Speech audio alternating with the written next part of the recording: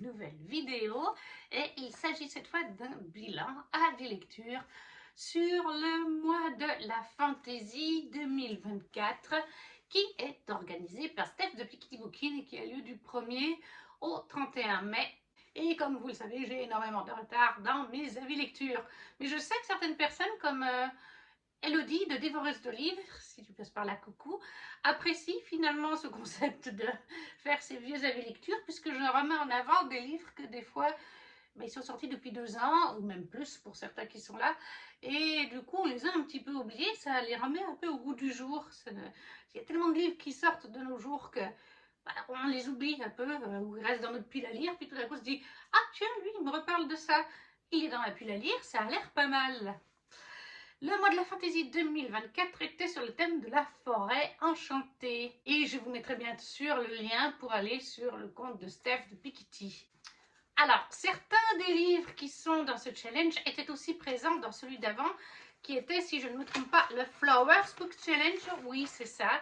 Donc, je vous invite, pour ces livres-là, je vais juste vous donner la note, la catégorie qui correspond, et je vous invite à aller voir l'avis qui est déjà présent sur le Flowers Book Challenge 2024 partie 1 ou 2.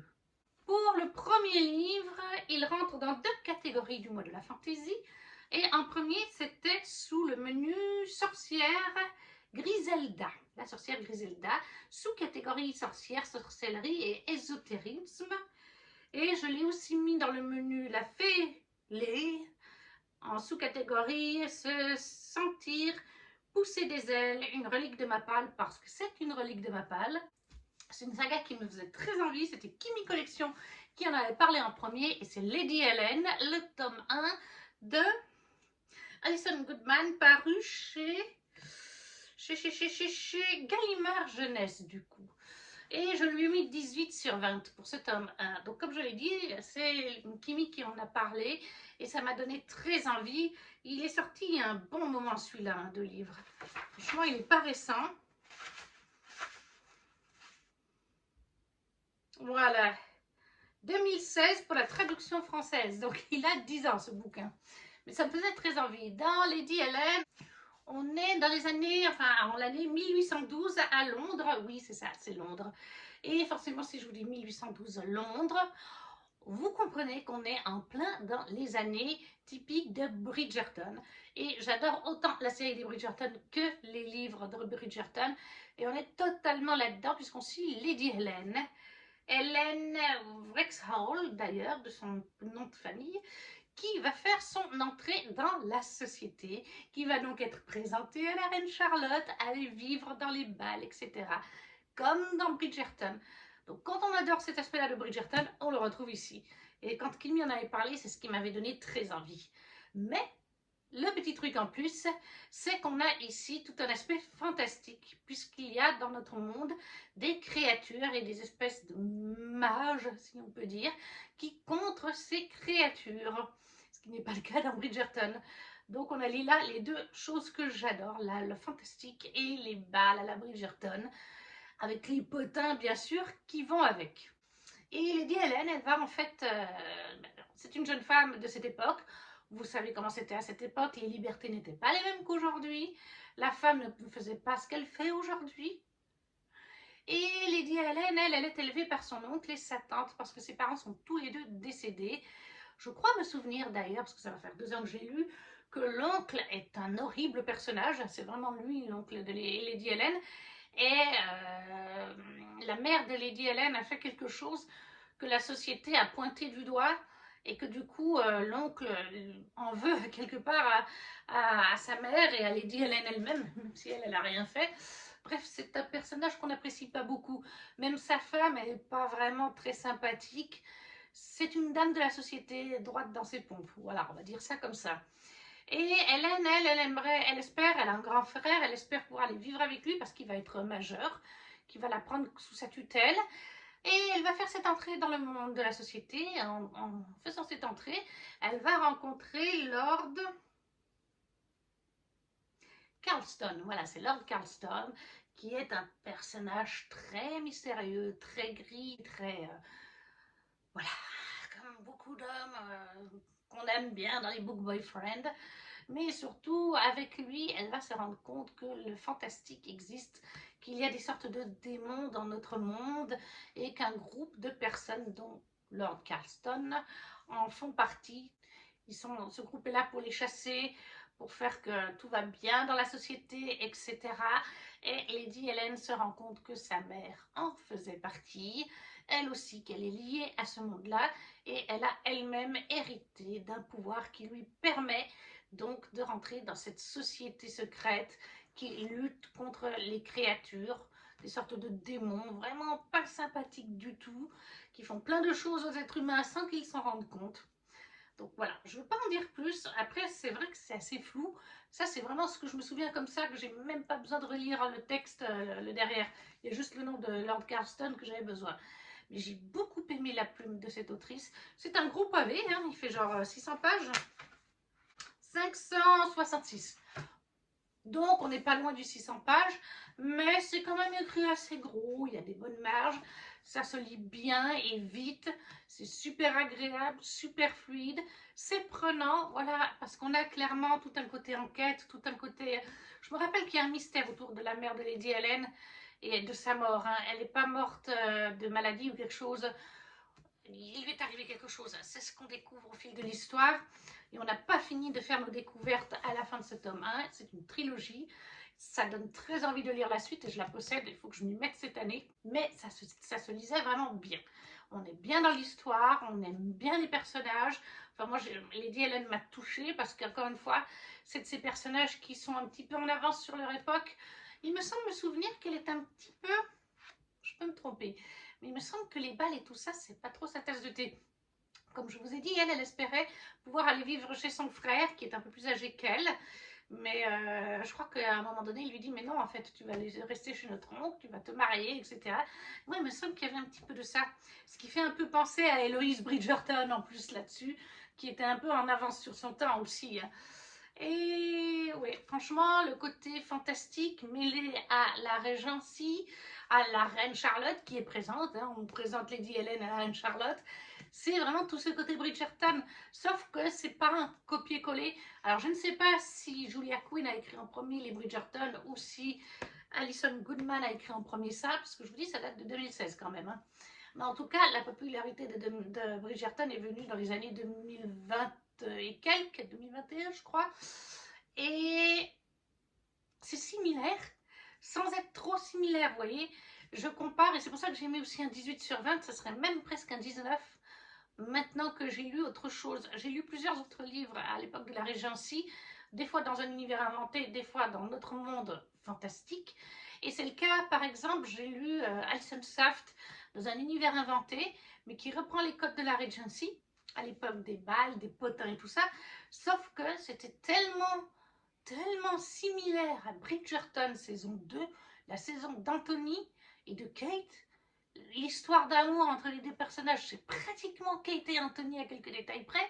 Vous aviez même le côté journal de potin comme Lady Whistledown avec un personnage mystère qui tient ce journal.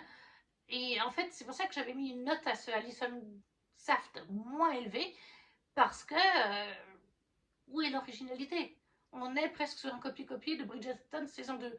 Là, on est à la même époque, on est dans notre monde, mais on a rajouté un élément fantastique, ce qui était le cas dans le Alison Saft, mais c'était trop similaire, trop pareil. Comme je vous dis, même la romance faisait penser à Kate et Anthony, tandis que là, on se démarque, il y a des choses différentes.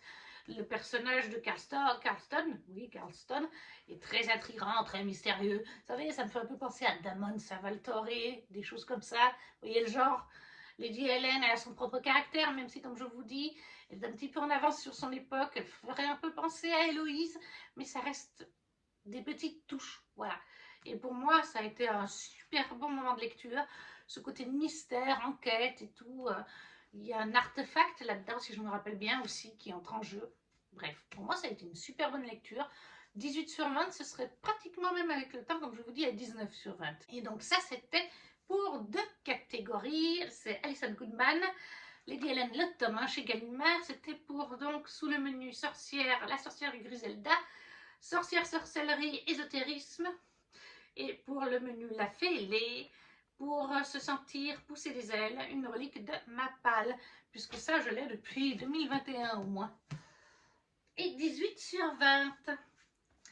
Ensuite, nous avions un avis lecture que je vous ai fait dans la précédente vidéo pour le menu sorcière Griselda, la sous-catégorie forêt itinérante, bonne aventure, tarot, créature, hors norme, clan, et j'avais mis le clan Bennett, le tome 1, c'était une relecture 20 sur 20, c'est un coup de cœur comme toujours pour cette saga de T.J. Klune.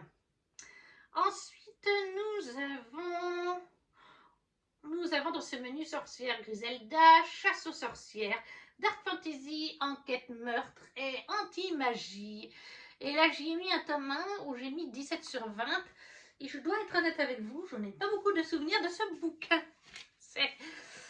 Voilà, et en plus, ce qui est vraiment bête, c'est que je n'ai pas encore écrit son avis.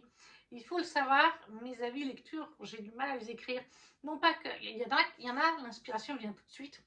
Et j'écris sur mon téléphone quand j'ai un moment, etc. Mais c'est vrai que souvent, je préfère lire plutôt que d'écrire mes avis. Et du coup, vous avez une pile de livres qui sont par là-bas derrière, il y en a plein. C'est tous des avis lecture et des photos Instagram. Et il y a des livres qui datent d'il y a 2 ans. Celui-là était dedans. J'ai ni la photo, ni l'avis. Donc, ça va être un peu chaud patate parce que je m'en rappelle, mais c'est très vague. Donc là, je vais vous relire le résumé.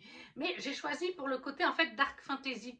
Parce que Corrigan avait dit que c'était de l'adulte.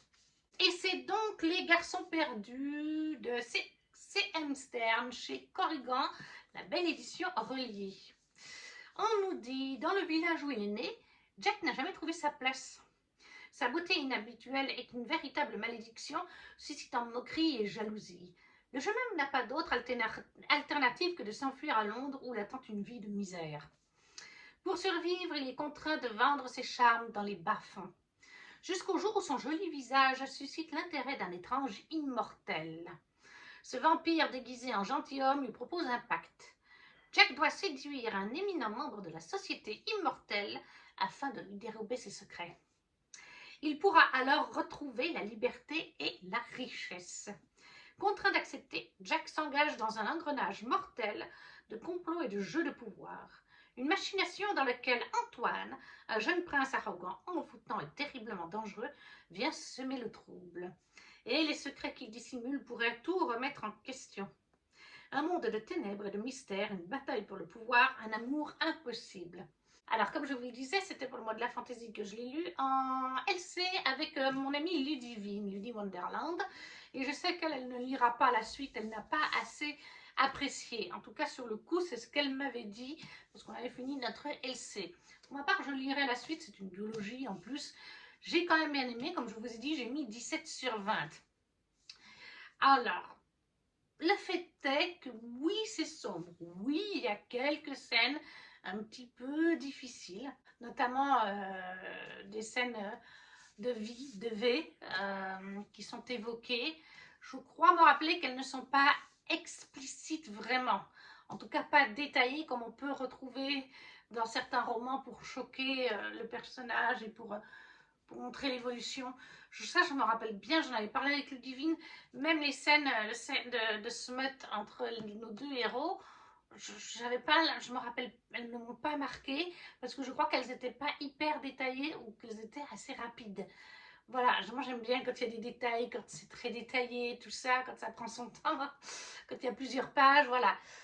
C'est vraiment quelque chose que je me rappelle que ça allait un peu vite, qu'on n'avait pas tant de détails que ça pour une dark fantasy. Je compare avec du Anatrice, la Guilde des Ombres, il y a beaucoup plus de dark et de smut et tout ça que dans celui-là. C'est peut-être aussi pour ça que j'avais baissé ma note déjà de base. L'histoire était sympa. Oui, bien sûr que, voilà, on suit Jack, ce jeune homme de la campagne, qui en fait c'est un MM, hein, si jamais vous n'aviez pas compris. On est sur du MM, relation entre hommes. Et en fait, Jack, il est gay, il le sait très bien, mais on est dans notre monde, donc, mais une version alternative, dans une sorte de passé. On ne nous dit pas précisément quand, genre 1600 ou 1700, 1900, ça on n'a pas, c'est vraiment temporalité, la temporalité est vague. Mais on est à une époque autre que la nôtre où l'homosexualité est bien sûr pas bien vue. Et du coup, il est dans ce village. Je me rappelle qu'il y a un autre jeune homme qui est comme lui et qui va finir d'ailleurs pendu. Enfin voilà, et c'est suite à ça que Jack va partir pour Londres. Là oui, il y a quelques scènes pas faciles de vie, etc. Parce qu'il va devoir vendre son corps dans les rues pour pouvoir, autant des femmes que des hommes, pour pouvoir gagner de l'argent. Jusqu'à faire cette rencontre, il va être pris par cet homme. Et en fait, Jack doit arracher les secrets du prince. C'est le prince, ça doit être le frère d'Antoine, si je me rappelle bien. Ou un très proche d'Antoine, en fait. Et il va tomber amoureux d'Antoine, et Antoine tombe amoureux de lui. Et comme on vous le dit, ce sont des immortels, Antoine et l'autre, que je ne me rappelle plus comment il s'appelle, l'autre. Voilà, mais notre personnage, vous avez Jack ici, si je me rappelle bien, c'est Jack. Hein. Et voilà, vous avez Antoine et Jack. Et en fait, Jack va essayer de faire sa mission, bien entendu, mais ses sentiments pour Antoine vont compliquer les choses. Ils vont essayer de les cacher mutuellement. C'est sombre, comme je vous dis, mais c'est pas non plus le roman le plus sombre. Et j'ai trouvé qu'il manquait un peu d'action. Ça, je me rappelle, c'est ce qu'on avait dit avec Lulu. On aurait voulu plus, voilà, plus de complots, plus. Alors, il y en a quand même, hein. Il y a des mystères et tout ça, mais ça nous a pas transcendé. Et je suis sûre que si je lui demande aujourd'hui d'en rediscuter, elle sera aussi vague que moi. Ça, malheureusement, ça ne nous a pas laissé un effet de waouh. Et c'est vrai que les bouquins où je suis un peu plus mitigée, bah, j'aurais moins tendance à me rappeler 2 ans plus tard les impressions vagues comme je vous fais là, oui, mais les détails. Après, ça s'est lu vite, ouais, ça s'est lu assez vite. Je me rappelle plus si les chapitres sont longs. Je vais regarder. Oui, on est sur une dizaine de pages en moyenne. Ça, je me rappelle que ça se lisait assez vite. C'était pas une lecture trop difficile à ce niveau-là. C'est pas mon Corrigan préféré. Voilà, on va dire ça comme ça. Ça se lit. C'est sympa. Il y a des choses que j'ai moins aimées que ça. Hein. Clairement, 17 sur 20, ça reste une note sympa. Mais j'en aurais voulu plus. J'aurais voulu plus de côté dark, plus de spicy. Peut-être que ce sera le cas dans le 2. À noter quand même, par contre, c'est une couverture de Nicolas Jamonot, que j'adore vraiment comme artiste. Mais ouais, pour l'instant, à voir ce que donnera le tome 2, je ne l'ai toujours pas lu pour l'instant. Vous imaginez bien que ce n'est pas celui qui me donne le plus envie de terminer. Même si c'est bête, parce que pour un tome, j'aurais terminé une saga sur mes 108 ans et des bananes. Donc ce serait bien que je le fasse cette année, que je m'achète la suite. C'est M. Stern, le tome 1 des garçons, les garçons perdus chez Corrigan. 17 sur 20. Et ça, c'était pour le menu La sorcière Griselda, sous-catégorie chasse aux sorcières, pour le côté dark fantasy. Enquête, meurtre, anti-magie, meurtre, il y en a un petit peu, mais sinon... Et je ne crois pas que je l'avais mis ailleurs. Non, je ne l'avais pas mis ailleurs. Ensuite, nous avions pour le menu La Fée et les... En deuxième sous-catégorie, puisque je vous avais fait la première avec Lady Hélène, Fairy Tales, conte, royauté, château, princesse, et j'avais mis Silver in the Bone, le tome 1 de Alexandra Baraken, que je vous ai chroniqué du coup dans le Flowers Book Challenge. J'avais mis 17 sur 20. Je vous invite à aller voir mon avis dans cette autre vidéo. Ensuite, la dernière sous-catégorie du menu, oui c'est ça, de la fêlée, c'était Poudre Magique, livre court qui te fait le plus envie.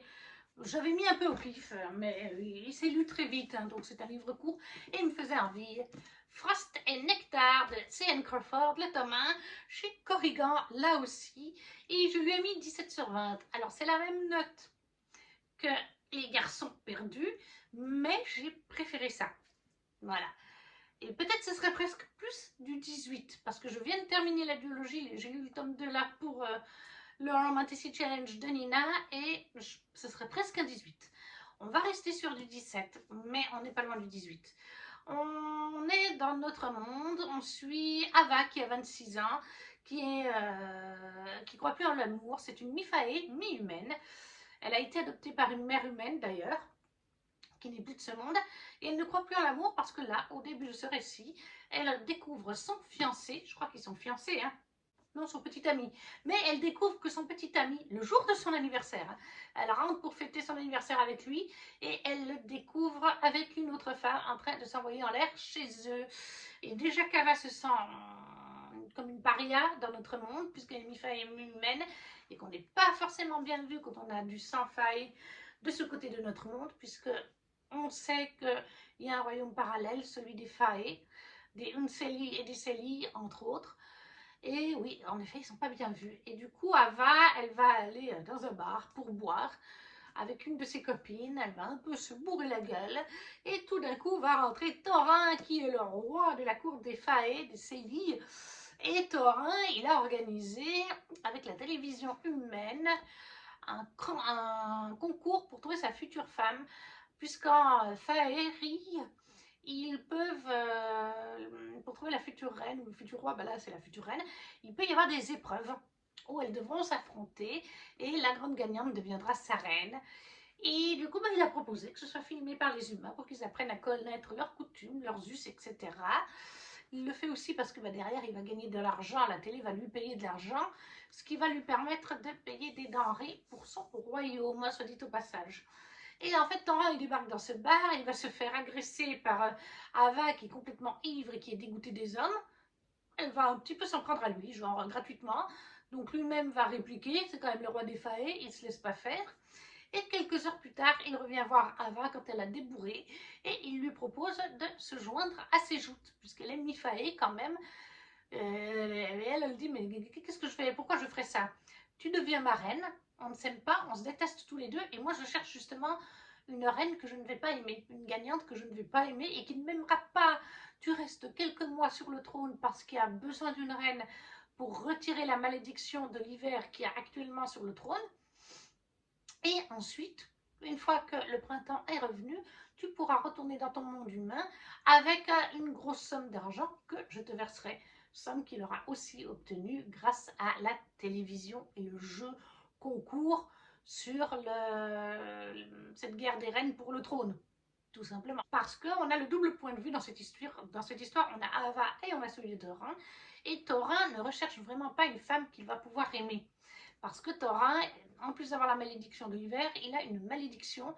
S'il touche une personne qu'il aime, donc une femme, il la tue.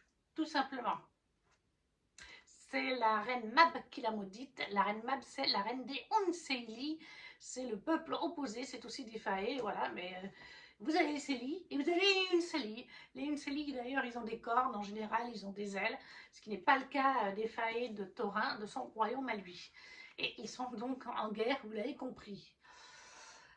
J'ai bien aimé, et bien sûr, vous vous en doutez, c'est une romanticie, donc bien sûr qu'Ava et Thorin vont devenir enemies to lovers. J'ai bien aimé ce tome 1, mais c'était un peu prévisible sur certains points, y compris à la fin. Je ne vous dirai pas quoi, mais c'était un peu prévisible. Ensuite, j'ai trouvé que l'attirance entre Thorin et Ava va un tout petit peu vite. Après, ce sont des lectures rapides. Il fait quoi le tome 2? Là, le tome 1 fait un peu plus de 3, ouais, à peu près 330 pages. Donc, bien sûr, et c'est une duologie, et vis-à-vis de ce qui se trame dans le tome 2, il fallait que très vite les sentiments entre Thorin et Ava arrivent. Mais voilà, très vite il y a une attirance, très vite elle se transforme en amour.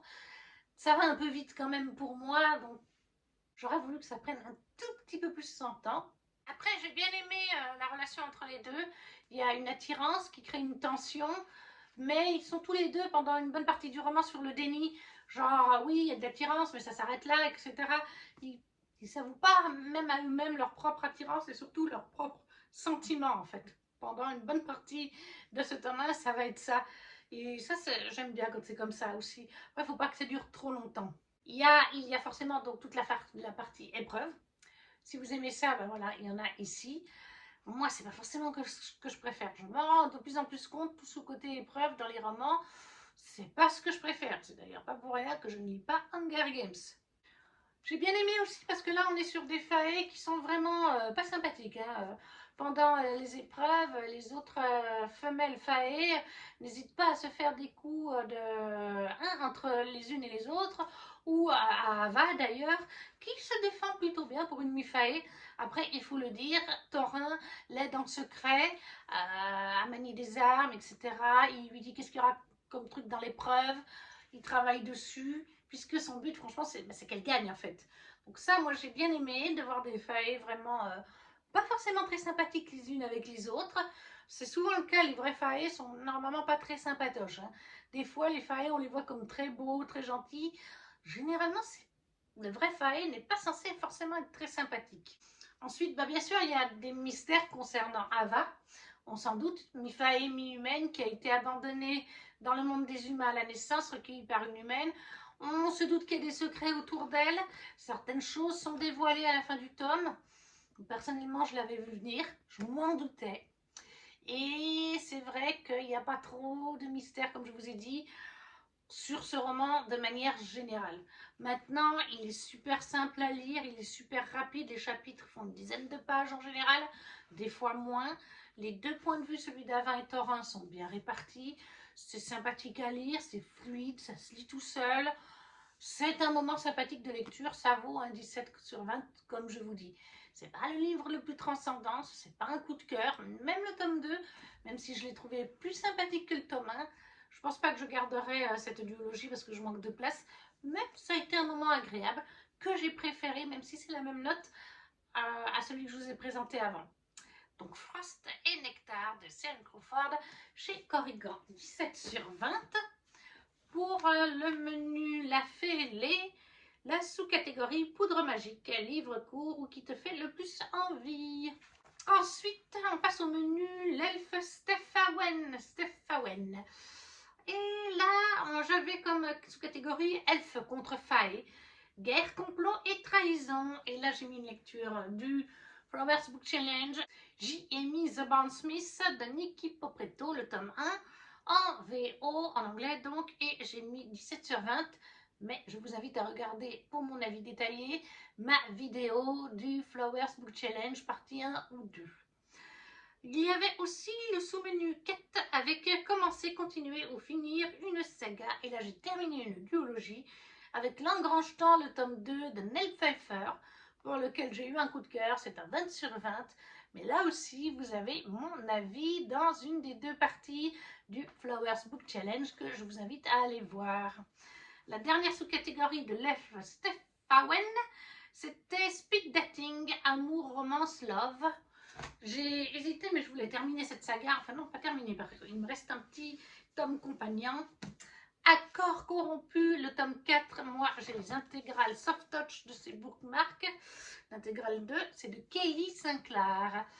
Dans les accords corrompus, on suit Olina. On est dans un royaume de fantasy complètement inventé.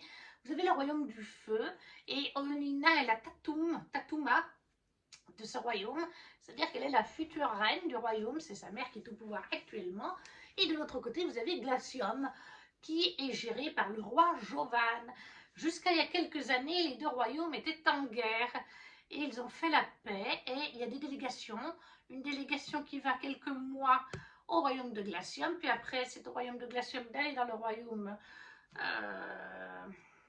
d'Ozolis, je ne me rappelle plus le nom du royaume.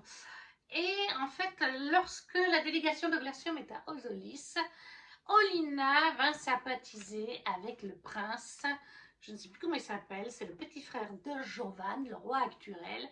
Ils vont avoir un début de romance. Et malheureusement, ce prince va être tué parce qu'il faut savoir que Olina vit voilée. Personne ne voit son visage. Elle-même n'a jamais vu son visage. Il n'y a que sa mère qui connaît son visage. Et quand quelqu'un voit son visage, il se fait tuer. Et là, ça ne manque pas. Le petit frère de Jovan a voulu voir le visage de Olina et il semblait très surpris d'ailleurs. Elle-même s'est posé la question, qu'est-ce qu'il a mon visage, pourquoi il a l'air surpris? Mais il l'a accepté quand même. Sauf que quelques minutes plus tard, une flèche est tirée sur lui et il meurt. Une flèche qui, elle ne sait pas si c'était vraiment destiné à lui ou à elle. Le fait est que la délégation de Glacium est très fâchée, kidnappe Olina pour l'amener au roi Jovan pour qu'elle soit jugée, enfin pas elle, mais en tout cas faite prisonnière, pour que les gens du royaume d'Ozolis disent qu'ils ont tué le prince, quoi. Alors qu'en fait, est-ce que c'est vraiment le royaume d'Ozolis? Est-ce que c'est pas quelqu'un chez Glacium? Est-ce que c'est pas quelqu'un d'extérieur? Olina a une flèche sur elle. Elle a la flèche, le bout de la flèche qui a tué son prince et elle la garde précieusement pour faire son enquête parce qu'elle-même veut découvrir la vérité. C'est pour ça qu'elle se laisse kidnapper très facilement. Et lorsqu'elle va vers Jovan, elle lui dit qu'elle veut aussi la vérité.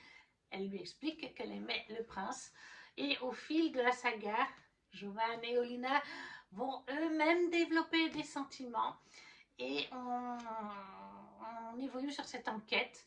Sur tous les tomes, on suit l'enquête d'Olina qui avance pour essayer de découvrir cette flèche d'où elle vient. Enfin, dans ce tome 4, Olina découvre la vérité, toute la vérité. Certaines choses sont cachées, certaines choses ne vont pas dans les deux royaumes. Et Olina a pris le parti de Glacium parce que la Tatoum, en fait, sa mère est une vipère sans nom, une femme horrible, sordide, tout ce qu'on veut, qui avait certains secrets bien gardés, dont celui d'Olina, qu'elle a découvert à la fin du tome 1, en même temps que Jovan, quand il a vu son visage. J'adore cette saga, j'ai adoré cette saga. Comme je vous dis, il me reste encore les petites histoires spin-off. En fait, c'est un bouquin qui est aussi genre comme ça, mais je crois que c'est 4 nouvelles sur des personnages autres qu'Olina et Jovan. Mais j'ai adoré cette conclusion de saga principale, la conclusion entre Jovan et Olina. J'espérais que ce soit ce genre de fin pour eux, parce qu'on est clairement sur une romantésie. Bien sûr qu'il y a tout un world building autour d'eux, plein d'autres personnages secondaires attachants, mais le principal, ça restait les deux, le roi et la future Tatoum, et leur romance et comment ils allaient gérer la nouvelle guerre qui se développe. Dans ce tome 4, on est en plein dans la guerre des deux royaumes entre Ozolis, la Tatoum, et Glacium, Jovan et Olina. Et c'est bien géré. J'ai adoré cette saga. Ça se lit vraiment très facilement. C'est super fluide à lire. Les chapitres, je ne me rappelle plus s'ils sont... Peut-être qu'ils le sont un petit peu. Mais je trouve, je ne sais pas pourquoi, chez les bookmarks, j'ai toujours tendance, même si c'est des gros pavés, alors après, comme je vous dis, il y a 2 bouquins en un, mais je trouve toujours que ça se lit hyper vite, les bookmarks. Et ça a été le cas de cette saga et de ce tome 4. J'ai aimé cette conclusion. Je pense que c'était la meilleure conclusion qu'on pouvait faire. J'ai adoré comment la découverte, parce que Olina a des secrets, comme je vous dis, et seul Jovan connaît ses secrets. Et Olina, dans le tome 2, elle est partie aussi, pendant une partie du tome 2, faire des combats illégaux, en n'étant plus du tout Tatuma. Personne ne savait que c'était la Tatuma. Et dans ces combats, elle s'est créée une famille de cœurs avec les combattants de sa guilde. Et elle a aussi créé une famille de cœurs dans le tome 1, et elle continue dans le tome 3, avec certains nobles de la cour de Jovan. Et dans ce tome 4, tout ce petit monde va vraiment se retrouver à travailler ensemble. Et on sent cet esprit famille de cœur qu'Olina a créé entre ces deux groupes et qui, au fil des pages, va réussir à s'apprécier les uns les autres pour le bien de Glacium au final, et pour faire aussi évoluer les choses au sein de Glacium, parce qu'il y avait des problèmes au sein de Glacium. Et Jovan en prend conscience qu'il devrait faire les choses différemment, y compris avec les guildes et tout ça, de combat. Et oui, moi j'ai adoré cette saga, je la recommande, c'est du young adulte. Je dirais plutôt que c'est du new adulte parce qu'il y a quand même quelques petites scènes de spicy entre Jovan et Olina. Il n'y en a pas des masses, mais il y en a 2 ou 3. Donc c'est plutôt du new adulte. Après, ça reste assez soft comparé à certaines romances, voilà, où il y a des pages et des pages de ça. Mais c'est pas vraiment du young adulte. Attention, surtout dans les derniers tomes, il y a du spicy entre Jovan et Olina. Mais ça domine vraiment pas le récit. Si vous supportez un petit peu ça, mais pas... Voilà, ça déborde vraiment pas sur l'intrigue. Donc le tome 4 des accords corrompus de Kelly Sinclair chez Bookmark. Là, c'est les éditions collector Soft Touch intégral. C'est pas collector, Soft Touch intégral. Et ça, c'était donc 20 sur 20.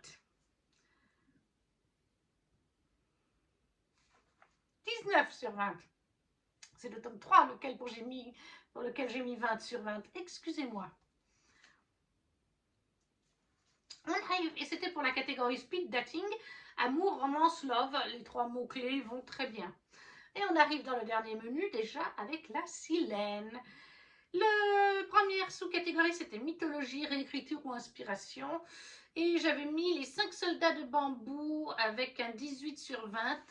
Je voulais chroniquer c'est de Eliane Jones chez Plume Blanche et je vous ai chroniqué dans le Flowers Book Challenge. C'était pour le côté inspiration, puisqu'on est un peu inspiré des pays d'Asie, lequel précisément je ne saurais pas vous le dire, je me connais très mal dans mais voilà, c'est clairement inspiré de ce genre de récit. Après, j'avais mis aussi pour anthropomorphisme, Bitlit, animaux ou métamorphose. J'avais mis les mémoires de la forêt, le tome 1 de Michael Brun-Arnaud. Là, c'est un coup de cœur, 20 sur 20, mais je voulais aussi présenter dans la précédente vidéo du Flowers Book Challenge, partie 1 ou 2, la vie lecture. Et enfin, la dernière sous-catégorie du menu La Silène, c'est Lac enchanté avec sirène, piraterie, bateau, eau. Et à peu près tous les mots-clés rentraient. Peut-être pas la sirène. J'ai mis le tome 0.5 de la carte des confins de Marie Réplin, pour lequel j'ai mis du coup 17 sur 20, là aussi. Et ce tome 0.5 se passe des années avant la duologie principale. On va en fait suivre Bold, oui c'est ça, hein? Oui, Bold. Bold qui est un personnage qui est très apprécié dans la duologie de base. Et là on va découvrir son histoire, comment il est arrivé sur le bateau de pirate, comment il a lié des liens avec Blake, l'Avalon, le bateau, comment il a créé ses liens avec Blake. En fait c'était un matelot dans la navigation et il doit infiltrer le bateau pirate du père de Bold, du père de Blake, me semble-t-il que c'est ça, et il lie des liens au fil du temps avec Blake, il lie aussi des liens avec une jeune femme. On va aussi découvrir sa romance avec une jeune femme que Bold a évoquée dans la duologie, qui était, si je me rappelle bien, c'était une sorcière, qui avait un certain pouvoir, elle et sa sœur, d'ailleurs elles étaient deux. Et du coup, voilà, on va suivre les débuts de Bold en tant que pirate, comment il va finir par préférer la piraterie à la navigation, puisqu'à la base il est infiltré, à créer ses liens avec cette jeune femme sorcière. Comment est arrivé ce qui est arrivé à cette jeune femme, parce qu'il en parle au passé dans la duologie. Comment il a créé des liens avec Blake. En parallèle, donc, on suit l'histoire de Blake. Comment il va créer des liens avec Bold et avec Doc et Glenn, qu'on connaît aussi de l'histoire principale. Comment il va faire en sorte de devenir le capitaine qui est dans la duologie, qui est apprécié. Parce que Blake, bah, son père et lui, ils ne s'entendaient pas bien, si je me rappelle bien, hein, il y avait une histoire là-dessous. Voilà. On découvre les origines, comment s'est créée la carte des confins, enfin, comment tout a débuté avant le début de la duologie. Et moi, j'ai bien apprécié, voilà, tout simplement. Après, c'est pas une saga coup de cœur. Déjà de base, je crois que j'ai mis 17 aussi pour la duologie. On reste dans la même tranche d'avis. Oui, c'est un bon moment, c'est sympa. Après, ça ne me transcende pas. C'est quelque chose que j'ai lu en e-book, les 3 tomes. Et je dois terminer d'ailleurs le 3e sur la fille de Blake et je ne sais plus comment elle s'appelle, le personnage de la saga principale. Il me semble que c'est leur fille. Mais ça reste un moment sympa. Voilà, c'est une bonne petite lecture pour le printemps ou l'été. Piraterie, navigation, bateau, ça rentre très bien pour ces catégories de ce sous-menu d'ailleurs. Ça se lit vite, c'est une plume fluide et agréable à lire. Les personnages sont intéressants. C'est toujours sympa quand on a un personnage qu'on a bien aimé dans l'arc de la duologie, qui est un personnage secondaire qui devient là un personnage principal, qu'on comprend aussi comment lui et Blake fonctionnent, comment ils ont appris à s'apprécier mutuellement, à se respecter l'un et l'autre. Donc, un moment sympathique, voilà. Je pense que si vous avez envie d'une lecture sans trop de prise de tête, c'est young adulte. Hein. Donc ça, il n'y a pas de souci, il n'y a pas de spicy. Ça reste très gentil, très doudou à lire. Moi, je qualifie cette saga un peu comme ça. C'est doudou pour l'été, tout simplement. Et ça, c'était donc la carte des confins, le 0.5 de Marie Réplin, 17 sur 20 pour la catégorie Lac enchanté, pirate bateau haut, ça correspond. Sirène, je sais plus. C'était pour le menu de la Silène. Et avec ça, nous avons terminé cette vidéo. avec donc 5 avis lecture que je vous ai fait. N'hésitez pas à me dire si vous avez lu certains de ces livres, s'ils vous font envie. Si vous ne savez pas quoi mettre, vous mettez un petit emoji, ça soutient la chaîne comme le petit pouce. À partager si le cœur vous en dit ou à vous abonner si ce n'est pas déjà fait. Et nous, on se retrouve très vite pour une prochaine vidéo. Ciao, ciao!